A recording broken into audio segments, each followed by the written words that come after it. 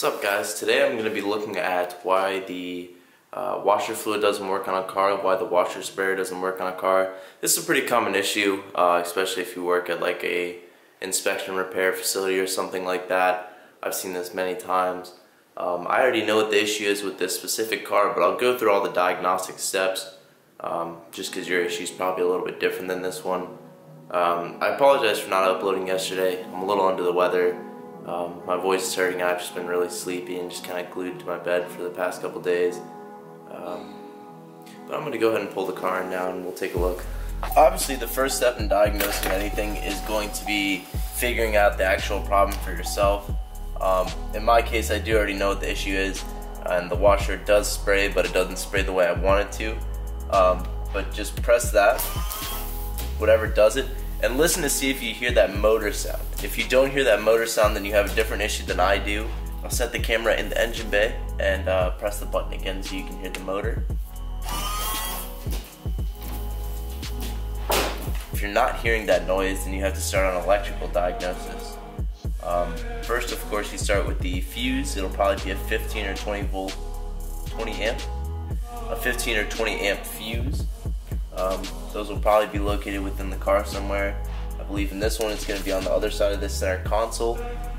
That's not my issue, like I said, but if you do hear the motor not doing anything, then you have to check there, check the fuse first, then use a multimeter and check to see if you're getting proper voltage to that fuse slot, and then check the actual connector on the motor, which is at the bottom of the washer fluid container. But we'll go take a look at that now.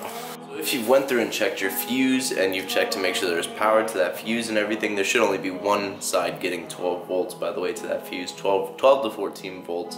Then it's not that issue, it's probably a wiring issue going from the fuse box to the actual motor on your washer fluid reservoir, or it's going to be the actual motor on the washer fluid reservoir. I don't think I have easy access to just reach down and grab this washer motor out, otherwise I would, just to exemplify. You can probably find pinouts online. Google's your best friend when working on a car, but you can probably find pinouts for the motor and just look up which wire is the power wire and see if you're getting power to there. And if you're getting power to the fuse box but not to the motor out here, then there's more than likely a break in the wire between those two. Like I said, that's not my problem today.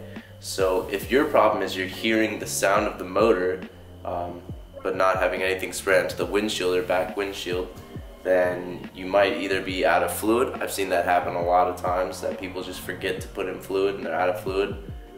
Or you have a break in your line somewhere. They're small little vacuum lines, they get dry rotted just like any other hose or any other thing on a car. Again, not my issue today, but we'll be pulling off all the undercarriage to the hood here. I'm going to be looking under there and I'll show you guys the kind of hoses to expect underneath there. So from working on cars, this is just a tip that I usually use, is I always leave the one window open and I leave the keys in the ignition. That way you can never lose the keys and you can never not get back into the car. Okay, so for actually removing the alligator Christmas tree style clips, I have two different tools that you can use. They're the same exact tool. This is, I believe, the brand OEM tools. And this is an actual proper Matco one. After owning both, I would say it really does not matter. I do like my Matco one better, just because it has a little bit more grip at the top there. I'm not sure if you can see that, but it does have a little bit longer indentation. So I do use that to my advantage, although this one has a little bit more of a wider opening.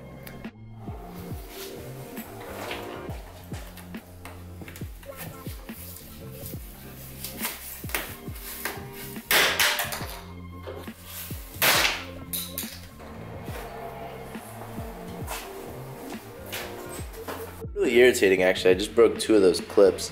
They're just so cheap. When you start to pry on them, especially in the kind of weather we have around here, they don't last very long. I believe I have some replacements in my box, so it's not a big deal, but try to avoid breaking them. So now this is the more or less meat and potatoes of what is probably going to be your issue. These hoses, as you can see, and these fittings that attach to these hoses are just rubber. They're nothing very solid. Sometimes you might not see an apparent leak, and then you go back in the car and press the washer fluid with this shielding off, and you'll see it start to drip from somewhere on the hose where you didn't expect. Or it'll be a leak in the engine bay somewhere. Kind of hard to say, but for my issue today, it's just that these washer sprayers on the outside here, the actual small sprayer mechanisms there, that one and that one are just kind of old and have been bored out over time. Now I'm just going to be replacing those to get a better spray. So to do that specifically, all I'm doing is just gently, oh, see, that was a very loose spot right there. That it just slipped off like that. This is what I'm talking about. That can happen very easily, and then you'll be wondering why only one is spraying, or you know, they're only spraying at half their capacity. So now that that hose right there is out of the way, I'm just gonna go ahead and I think it's gonna be a little screwdriver or something.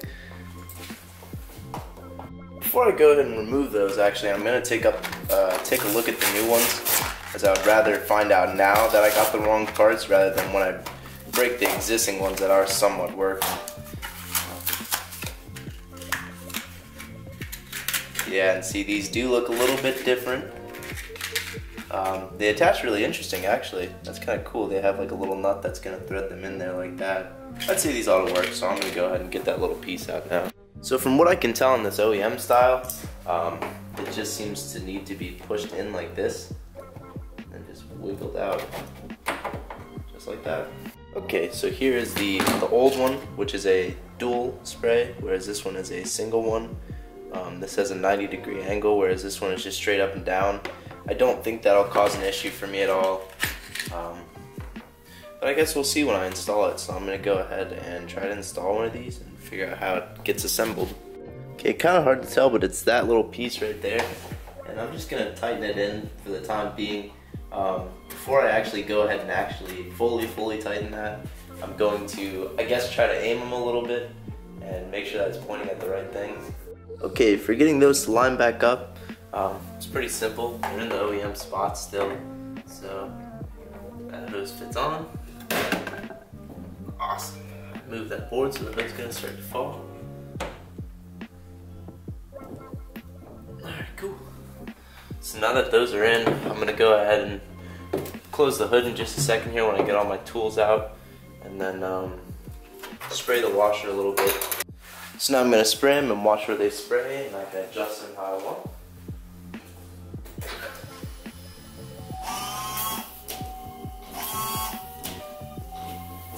So if you see inside there where it has that little flathead spot, I was able to angle the direction of it upwards a little bit. I just did this first one so I can see how it works. So I'm gonna go ahead and test that now.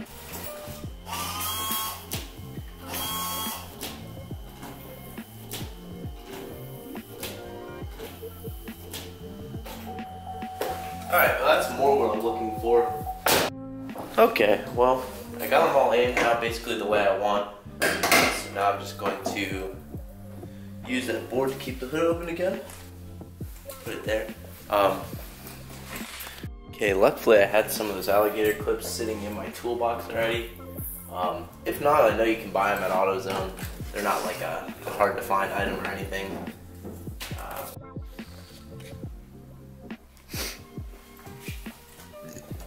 This is kind of a given, but just fill up the washer fluid when you're all done. I hope this helped you somewhat solve the problem you were having.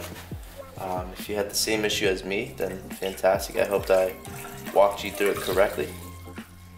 I did, by the way, tighten up those washer nozzles before I put that guard back on. So now that is back on. I really need to get a new hood strut for this thing because that's super annoying. That's really about it for this one, guys. Just keep in mind when you are working on cars, I do highly suggest to do it yourself, by the way. I think it's better to do it yourself, but just keep in mind that even small stuff like the washer fluid and stuff can be risking someone's life potentially. And that's something you gotta keep in mind, and be diligent at your work and pay attention to what you're doing and don't make small mistakes that'll affect a lot bigger things in the long run. Hopefully I'll get over this little cold, flu, virus, whatever I have right now in a couple days and get back to skateboarding, which I'll probably post some videos of that. If you guys don't mind skateboarding, just drop a comment below and let me know, because that's, I think, what a lot of my content's going to be based around when I move down to North Carolina, until my 350Z gets down there, obviously, and then I'll probably switch back to doing a lot more car stuff. But For the time being, guys, I guess I'll see you in the next one. Peace.